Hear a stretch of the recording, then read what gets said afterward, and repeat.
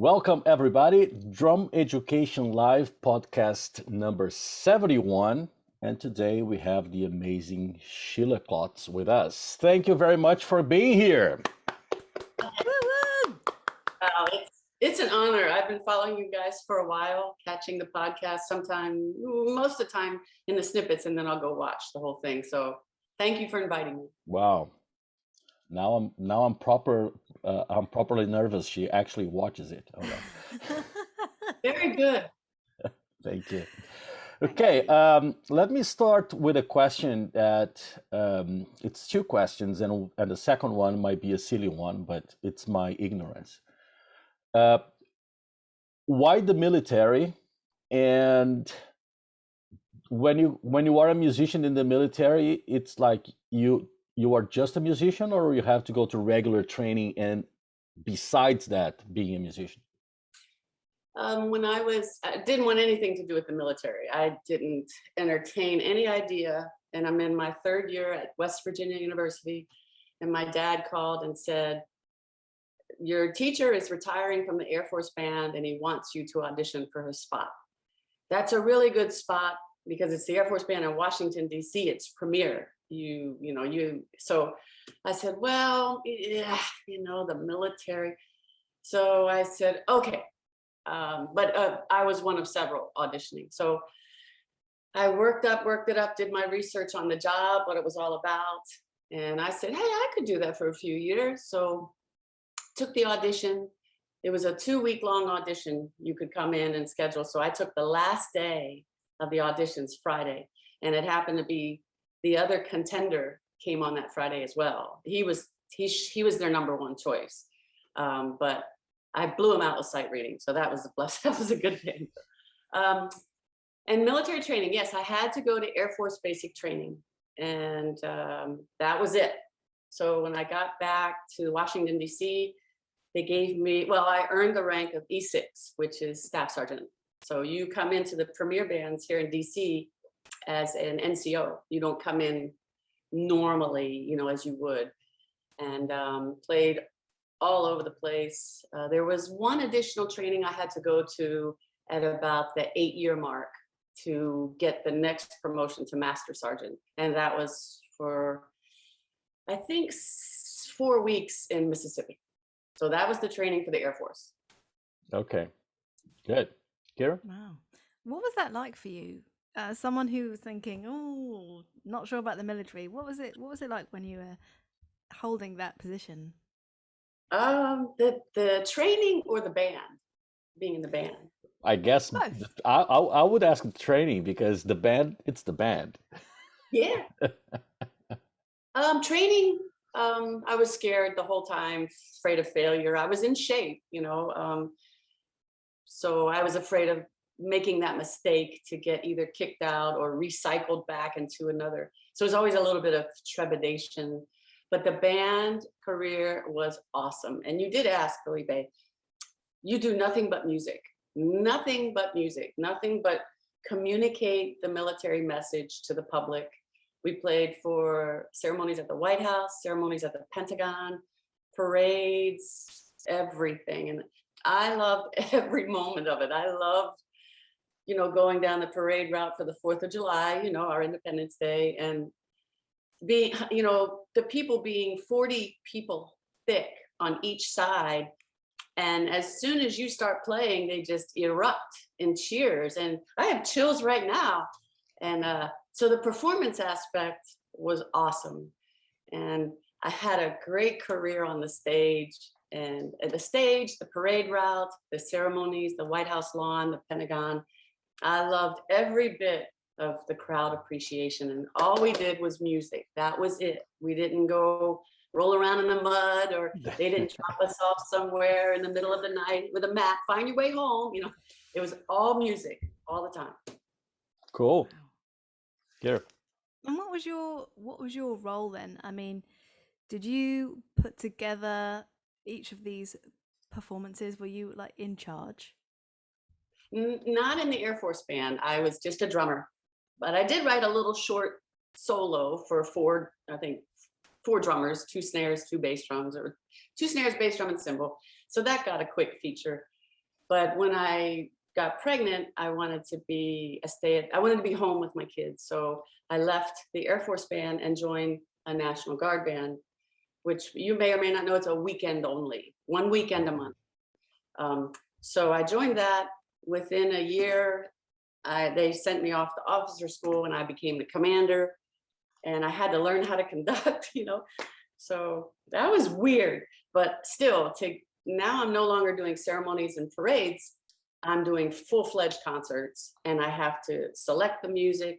I have to create ensembles, small ensembles that can go do ceremonies and performances in the veterans communities.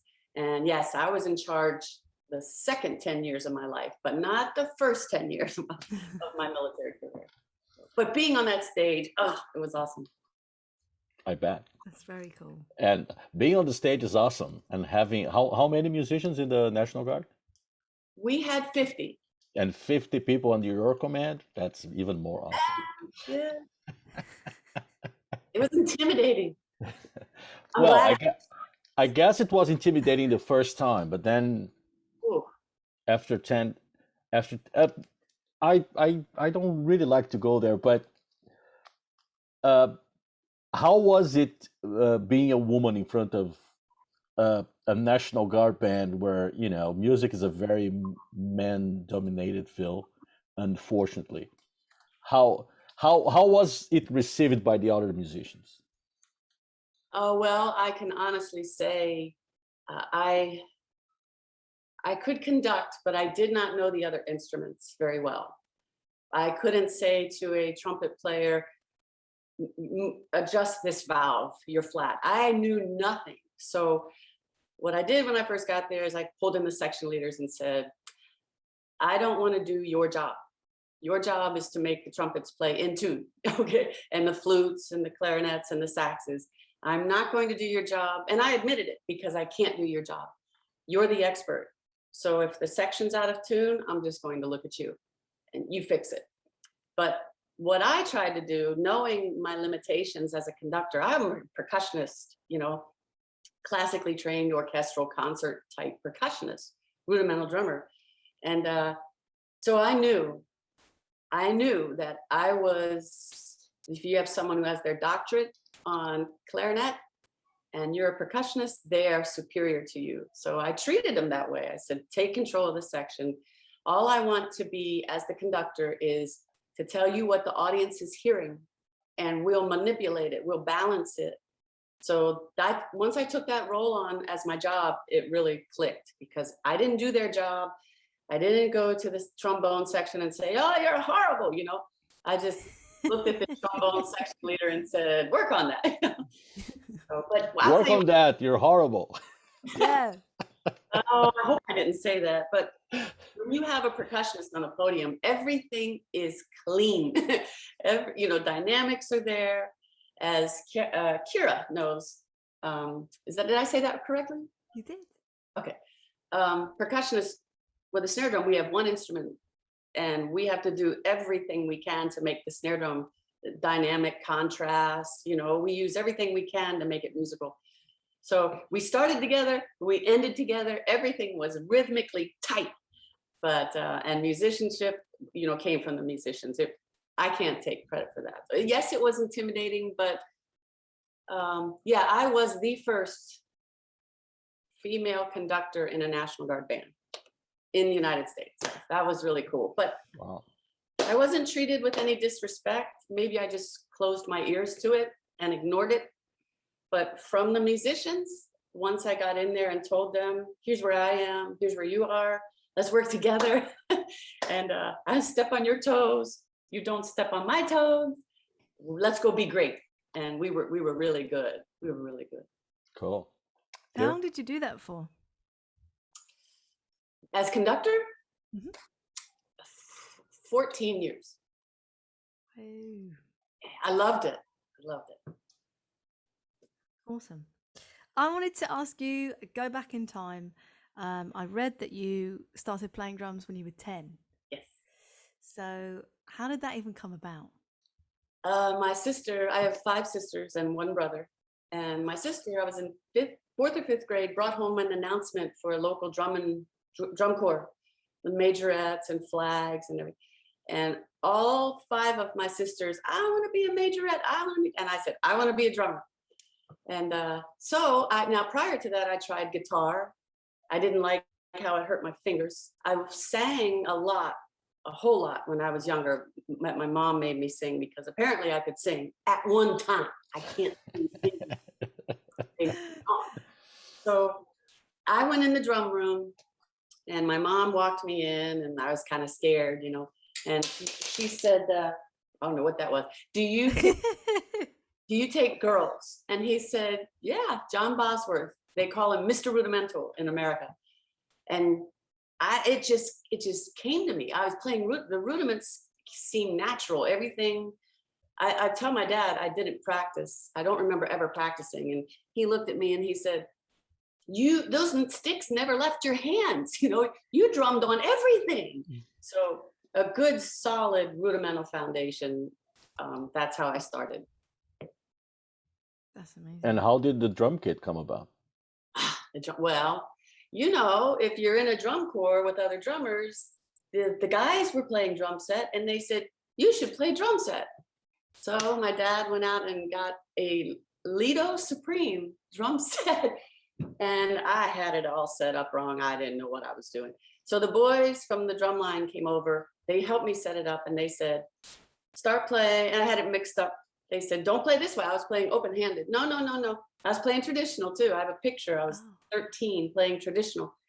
And they said, you play like this. And they fixed me. They gave me a basic beat. Then they left. I said, wait. What do I play? What do I listen to? How do I work on this? And he said, go buy every Rush album you can find. And Oh, yeah. if you can play Rush, you can play anything. So I bought every Rush album and just listened and listened and listened and listened. And it kind of spoiled me because when I heard 2 and 4, I was like, where's the hard stuff? I want the hard stuff. You know? Well, with me, it was exactly the opposite because I was so much into 2 and 4 music. The first time I listened to Rush, I said, that's rubbish. I don't like it. Yes, but see, you would get the job over me at the time because I thought, because of listening to Rush so much, I thought you were supposed to fill in all the spaces. I did not do very well getting in bands, and I'm like, whoo. So I had to learn to hold back. Oh, but no, what would you call it? What like an initiation into Exactly. drumming? Yes, that I just feel like you are brilliant, and that is it. You give credit to those drummers that told me that. Nah, they just told you that. You did the work. They probably wanted me to get frustrated and quit. Come to think of it. But I didn't. I was okay, Tom Sawyer. You know. Yeah, Tom Sawyer. Who doesn't play Tom Sawyer? Anyone can play Tom Sawyer. Who doesn't? So Neil Peart, an influence. Mm-hmm. Who else? So Neil Peart, and then when I got to college, there was a gentleman there getting his master's. His name is Randy Sanderbeck. And he was doing Neil Peart things. So I was really honed in on him. I never got a lesson with him. But after college, someone gave me a tape of Michelle Camilio with Dave Weckl. And I went, oh, you know, oh my gosh, you know, this guy's nuts. So unfortunately, here I am again, going out of the groove and into complexity like a dummy. And I just listened to Weckl and then found Kali Yuta and just everything that came out with them playing drums. I bought it and I was eating it up like candy. You know? Cool. And how did you get into the groove side of things? Because I saw on your YouTube channel, there's a lot of pocket work in there. That's because I need it. But I would have to, when I was in the Air Force Band, remember I got in the band when I was a junior, my 3rd year of college, and I didn't graduate until later. But when I came in the Air Force Band, about a year later, this drum cat came in that was playing for the pop band. So we had several bands. I was in the ceremonial he was in the pop. I heard about this guy, he's an awesome rock drummer.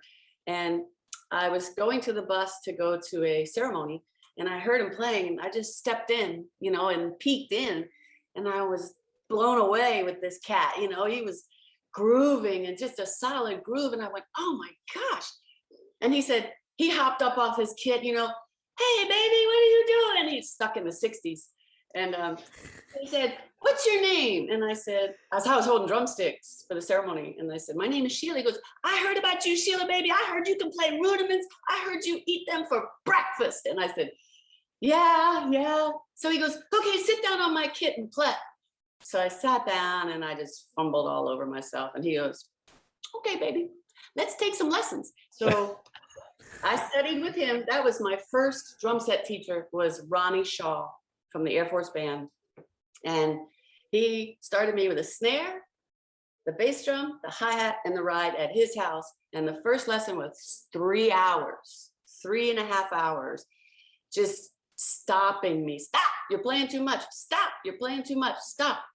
And then for the next 8 years, he taught me everything they teach at Berkeley, everything. And this is the book we went through right there.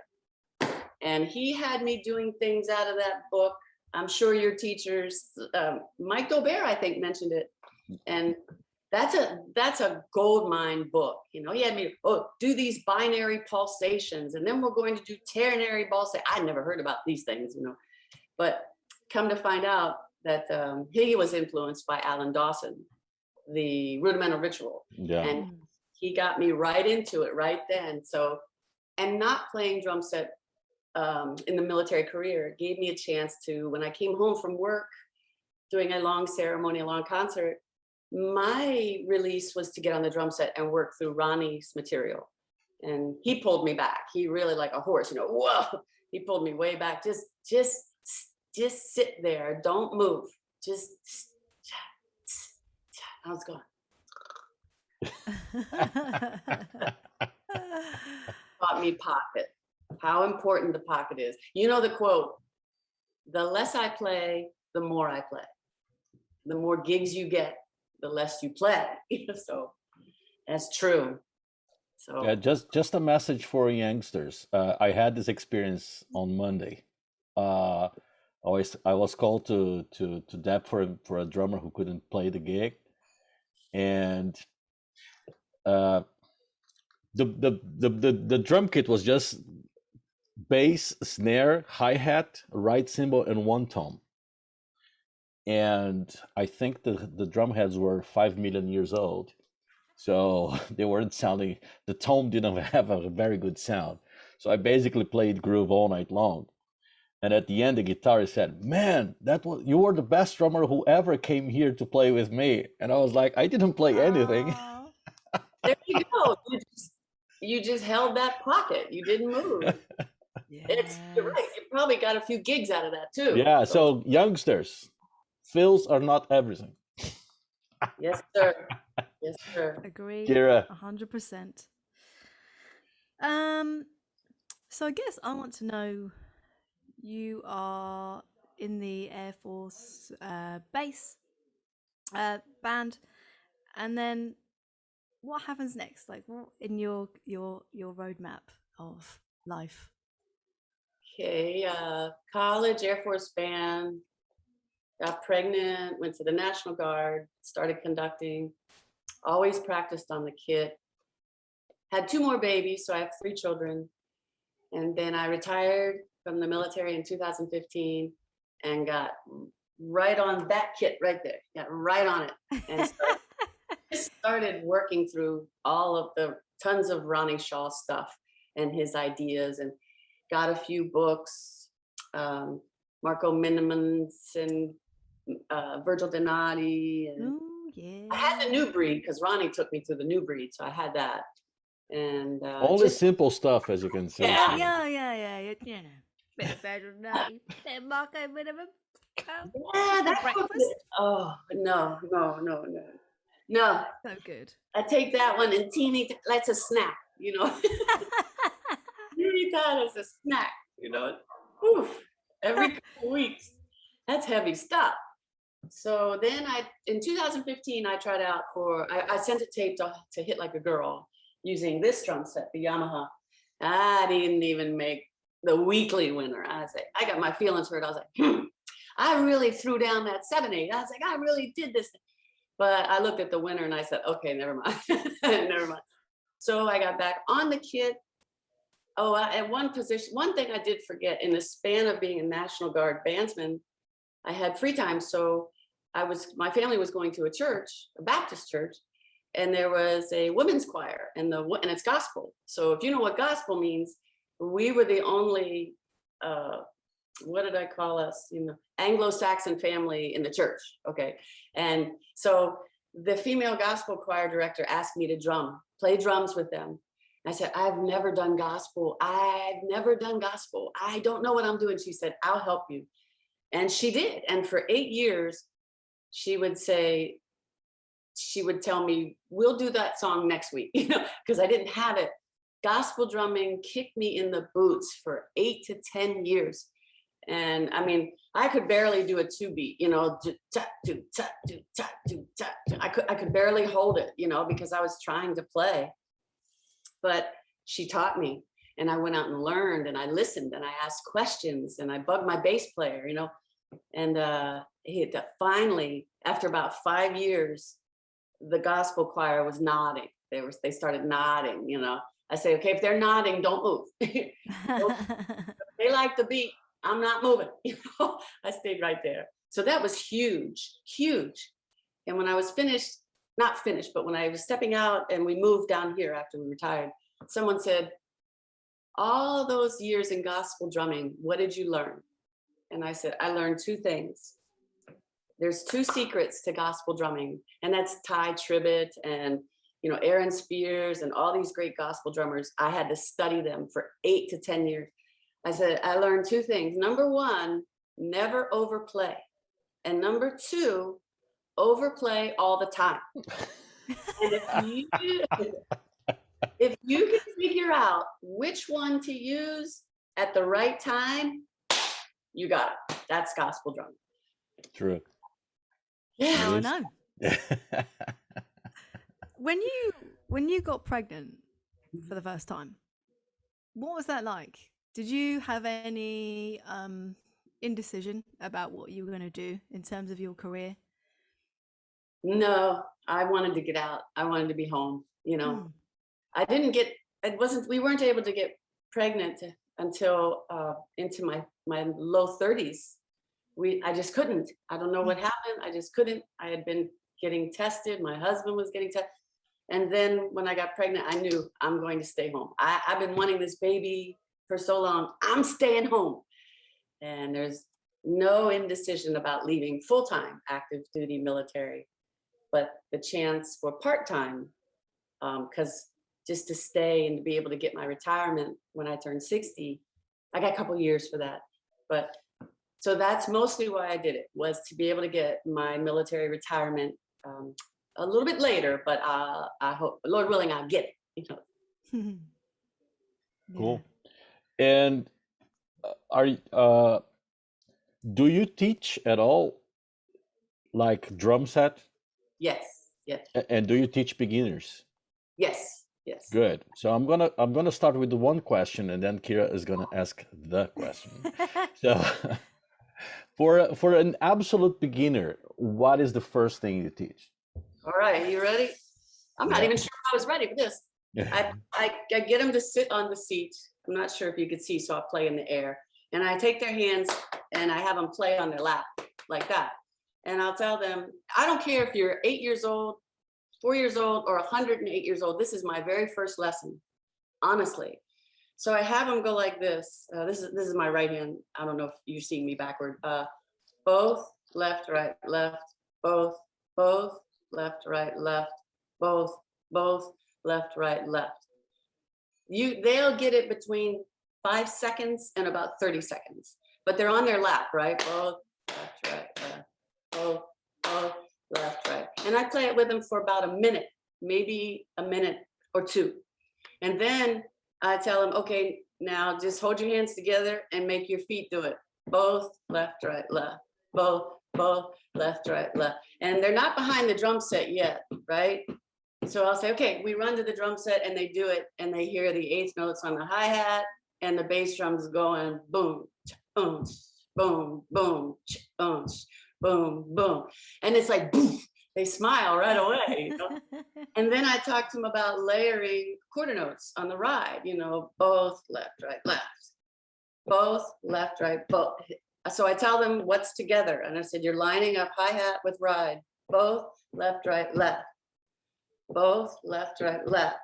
And then as there's one more ride symbol to learn, and you loop it. You loop it after that. So both, left, right, left, both, both. I said, there's the loop.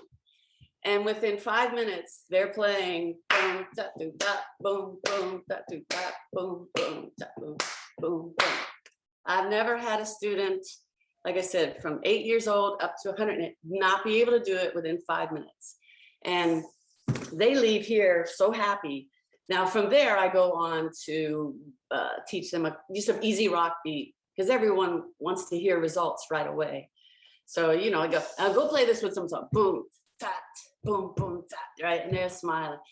The reason I start that out is I think I was driving around. Now I started teaching since the moment I got in the Air Force Band. I wanted the whole wide world to be able to do cool things on the drums. So it wasn't like I want to be a teacher. It was like, I want to show you this, you know, I want to show this to someone. So I think I started teaching when I was 22. But now I forgot what I was going to say. Oh yeah, I heard this quote. I was about 25, and I was teaching first just the easy rock beat. But I knew this 4-limb variation. I knew it, but I was teaching it after about 6 months. And I heard this quote, and it said, teach the complex first, because out of the complex comes the simple.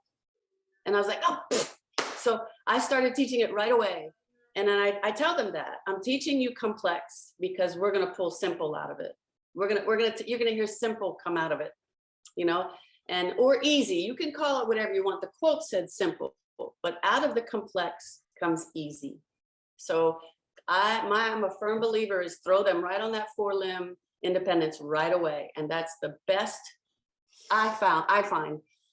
The first thing I teach, that's the best thing I could teach them, because they already have the independence. The next lesson, they're already starting to employ the hi-hat as they're playing, you know, that easy rock beat. So that's the first thing I teach. Very cool. First. Nice. I'm gonna steal that now. All right, here's another quote for you. I think Mozart said it. Good artists borrow, great artists steal. I steal so much stuff, it's crazy. And that's how one of my students now will say, you got that off Virgil Donati or Matt Garscott. Yup. Yes, I did. Yeah, I did. And they stole from somebody else for sure. Yeah. That's right. Okay, I've got to ask you the question. So, the question. What do you think is missing from drum education today, if anything? Wow.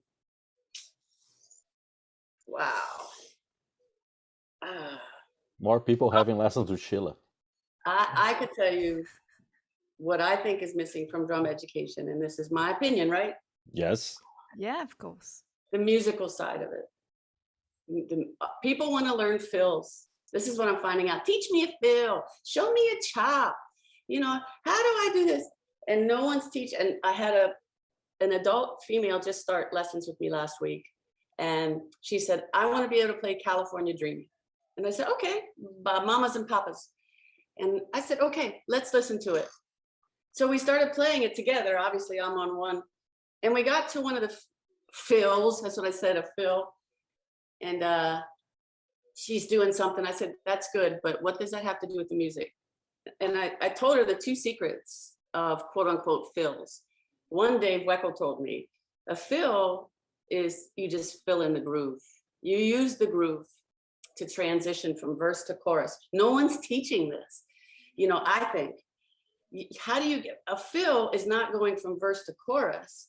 Well, that's what they call it. But to me, being a musician, is using the transition to introduce the next rhythm. So if you're thinking, or you use a rhythm from what just came from you. So I said, if you're going from the verse, da da da da da, to California dreaming. So I said, use the rhythm of the California dreaming to come from the verse into the chorus. So it's da da da da da da da, California dreaming. I said, and then he says it. You've introduced the chorus through the rhythm of the chorus. So she said, so I played a few examples for her. What was that? What was that? What was that? I said, well, that was the background vocal. I played the bass line in that one. I said, she said, well, how am I going to know the song? I said, baby, you have to listen to that song until you hate it. You have to hate it until you can lay in bed one night and you're in the flute solo, right? Da, da, da, da, da, da, da. And here comes the transition. Ba, da, da, da, da, da, da. I just play what the flute plays. And no one's doing that. They're trying to throw in, I think, in songs, every chop and you know, eating at the bottom of the potato chip canister to throw everything into a transition from verse to chorus, not even using the song, not even using any rhythm in the song. And she said, I can't believe how good that sounds, and it's so easy. Because, you know, once you get it, yeah, I mean, you're a drummer, come on, both of you. And once you get the California dreaming, what do? You ornament it on the left hand. You know, you're dropping drags, you know, very little subtle. So that's what I think is missing, that I'm trying to teach my students. I make them do a drum set showcase. This will be the second one this May. And I made them all get up on the stage, play to a song, get adjudicated, because it was COVID, right? So I brought in 3 judges, and one guy said, I'm scared. I said, quit drumming. What? He said, so easy. Why haven't I thought of that yet? what are you drumming for? You want to be on the stage. You just want to drum in your house in the afternoons? No, that's the goal. The goal is to get in front of people. And he's like, but I'm scared. I said, quit. Just quit. Just quit. Stop. You can't drum. And he was like, so he got the courage. And because I put him in a real world environment, I had the lights flashing, everything was mic'd up. That boy came in with his snare drum, set it up, and looked down and never looked up. He never looked up, but he did it. And when he was done, he was just beaming. I mean, he's like, when's the next one? When's the next one? You know, I said, it's an addiction. That stage is an addiction. It is. Yes, big time. Is. But now I have a question. What if he had quit? How would you feel about it? He wasn't going to quit. I wouldn't have said it to someone who I thought was not able to, because I'm very witty with my students. I'm very jovial. I have fun with them. And so they're accustomed to it. Because even when I said it, he went, oh man, you know, laughing. And that's when I was able to say the purpose. The purpose is to take what you've learned and go play before an audience and see what they think, you know, and get on that stage, because all the training we do is, it culminates in a performance. So we show our work off to the world. But right now we can only do that by videos and all that stuff. But it's getting better. Cool. Yeah. You might think I'm a stalker now after what I'm gonna say, but you know. I was checking your Facebook page, and it seems that your children are heavily into sports. Yeah.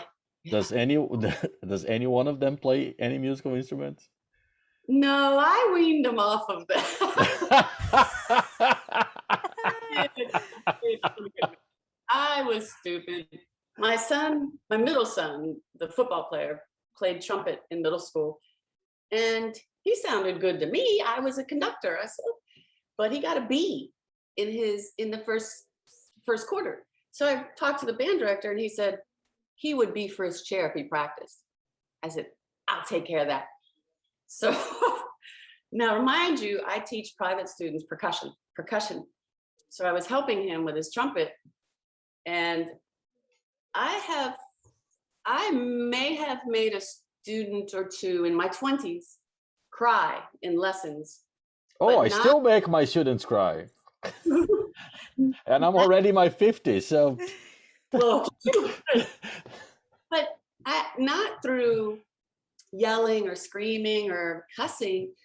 I did it through do it again, do it again, do it again. So their tears came from frustration of not being able to get it perfect. And that's how you do it. yeah, when I see them cry, I stop. I'm like, why are you crying? And they said, I can't get it. And I would always say, put the word yet, say yet. I can't get it yet. And they'd be like, I can't get it yet. And I said, that's what I'm talking about. You know, as I'm a big cheerleader when they have that breakthrough moment, you know. So, but you know, when you push your son like that and he starts crying, and you go, okay, I'm not going to teach you anymore. That's it. And he didn't do band the next year and never did it again. So my other two told me that we used him as labor for the National Guard Band for unloading the trucks, loading the trucks. And so they saw the backstage part of being in a band, and they didn't want anything to do with it. Too much work, Mom, too much work, too much work. Yeah, I sometimes have my doubts if I had started by the backstage thing of bands, I would be a drummer. I mean, look at this gear we have to lug, you know? Ooh. And it gets heavier by the year. Yes, yeah. I've Yeah. got the groove gear cases. Woo, they're awesome. Woo. Oh, what are they? I don't know what they are. What are they like? They're upstairs. Groove Gear, Jay, can't remember his last name, he's gonna kill me.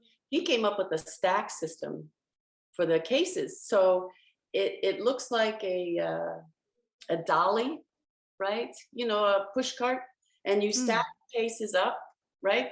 And it slants like this. And on the back side of the dolly is the hardware case. And you can push it with one finger. And he made the cases, I should have brought one down.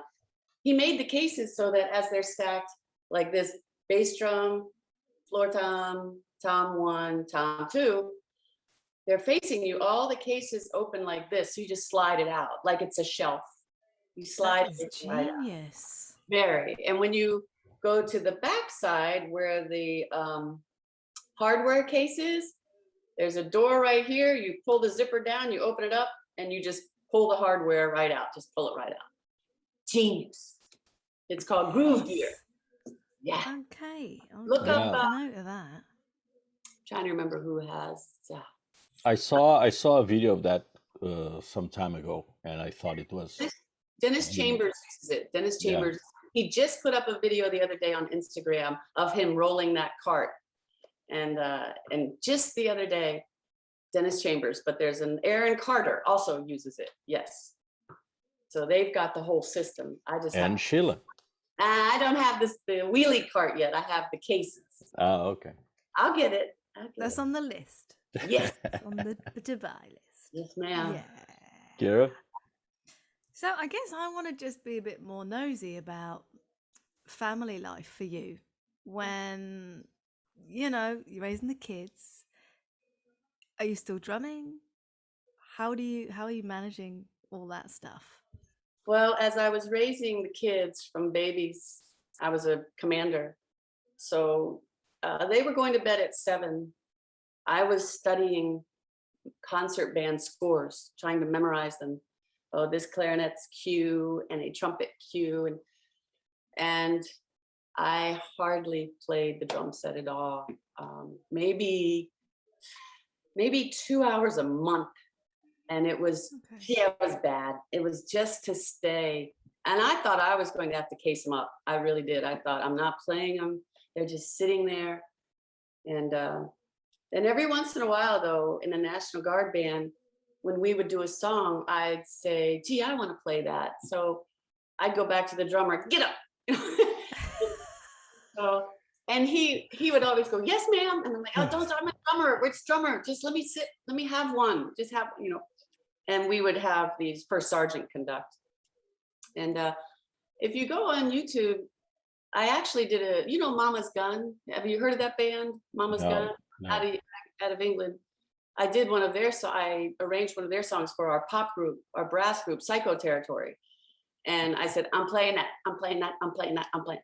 So probably was able to perform on tour with my band 2 or 3 songs every other year. So yeah, I didn't get back on those babies until I retired. And when the kids went to school, I got on the drum.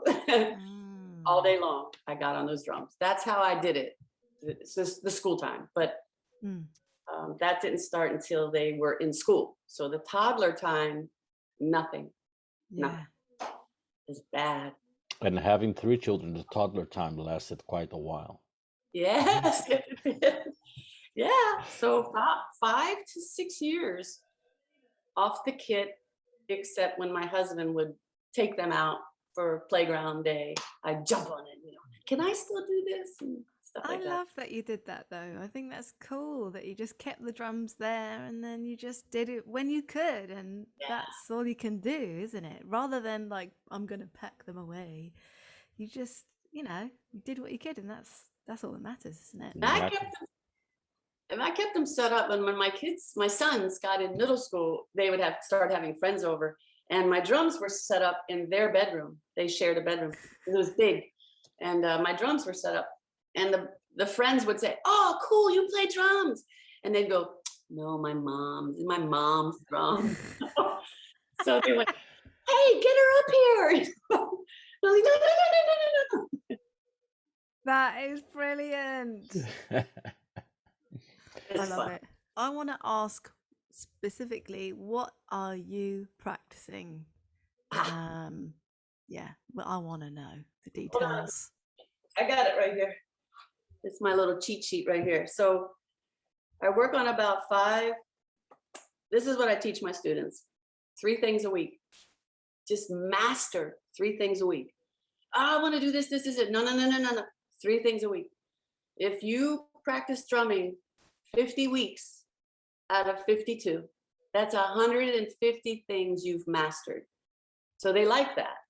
So what I do is I am working right now on some double time technique. So I got it off the internet somewhere, I don't know. Right, left, kick, left, right, kick, right, kick, left, kick, right, left. So when I do a chop, I do it half speed, then double speed. That's what I'm working on. I'm working on the double paradiddle with a kick, with the kick pattern in awkward places. So, and the left hand is just backbeat on 2 and 4.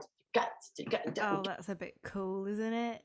Yeah, work on it. I'll send it to you if you want. And then how many ideas are you going to steal, Kira? Be honest. All of them. Sheila don't mind, do you? You don't mind. I've had my day in the sun. I'm not trying to get on a stage. I'm not trying to be popular. I'm trying to propel the art in the next generation. I want the kids that I teach to starve for the stage. That's my desire right now, is get you ready and push you out there, because we're going to need musicians. I mean, I asked Dave Weckl to come to this drum set camp. He laughed at me. He said, how old are these kids? I said, 10 to 18. And he goes, Sheila, I work with adults. And I said, Mr. Weckl, don't be afraid of the next generation. He started laughing. He said, okay, bravo. And I said, you know, they'll never be you, but inspire them. Yeah. And I said the same thing to Matt Garska. When we were talking, he's coming to do a clinic here in Southern Maryland, December 4th, an 8-hour drum set clinic. And he and I were talking, and he agrees the next generation has to be taught some really cool ideas and concepts so they can twist them their own way in the next generation. So so the next thing I'm doing, Kira, is I'll send you a video. I have a 7/8 beat, right, that I love to play. I call it my 7/8 funk. And look at him. And I think I might have put it on my Instagram, part of it.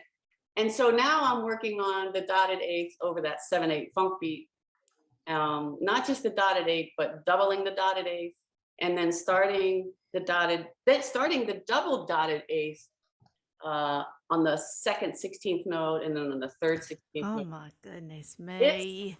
It's craziness, but and then Kira, I'm going to send you some. Well, I'll send both of you. So I'm teaching my students concepts. I said, I'm not going to teach you a beat. Don't come to me for a beat. I'm going to teach you a concept. And from a concept, I give them, I call it the beat loop. I give them like, say paradiddles, for instance, paradiddles. I said, your hands are on automatic pilot, but your feet should be able to do anything you want it to do. So your paradiddle, and the bass drum starts doing the dotted eighth. All right, now double it. Double the dotted eighth. And now let's go in a group of 5. Put the kick in 5. Oh, now we're talking. Crazy stuff. I love it. Just up my Are you street. making notes, Kira? Is that what you're doing? Well, I'm we're just recording kidding. this, so you know. Look, there's nothing sacred. I don't have any aspiration. No, I love it. It's totally what I'm into. I'm not going to keep anything inside. I'm going to give it all away. I want to see, because, and I'm talking to Camille Bougeot too. And I said, no one wants to, I don't care if you take this stuff and kick it up a notch, take it and let me see what you can do. Let me see what you do with it. It's going to inspire your ideas. Because my ideas came from other people's ideas and I put my own twist on them. So cool. happy to send it to you. Happy to. Thank you. If I could finish up with this, I think one of the reasons I really enjoyed Mr. Dolbert's interview. Now, before your interview, I had no idea who he was. I'm not even going to try to pretend like I knew, but everything he said was spot on. You talk a lot about the types of teachers, but I try to focus on the different types of students. You know, and I don't put any student in a box. You know, I don't want to do that. But he touched on it a little bit, I think. And there are so many different ways to approach a student. And in the Army, okay, I got to go back to the Army, because the National Guard was Army. The active duty was Air Force. The National Guard band was Army. What they called it was situational leadership. So if you have a young person that's missing rehearsals, and you find out why, you find out the situation. So that's the way I teach. It's situational, per individual, per student. I have a special needs kid that's flying off the charts in all the odd groupings and the polys. And I have some kids that are flying off the charts in rudiments. So I like that he talked about that a little bit. And that's what I'm focusing on right now, is student types, you know, what works for them. It's about the student, not about the teacher. It's about propelling the art. I keep saying, that's my quote. I get my So More Drummers. That's my quote, is I want to propel the art. I don't want to just encourage. I want to launch it. I want to launch hungry drummers. Just take them like that rubber band, you know, a slingshot, pow, and let them be better than me one day. And I get to sit back and yay, you know, clap for them. True. Amazing. Yeah. Thank you. Thank you very much. I've really enjoyed it. It was great. It was great. You're wonderful hosts. Thank Very you. good hosts. Both of you.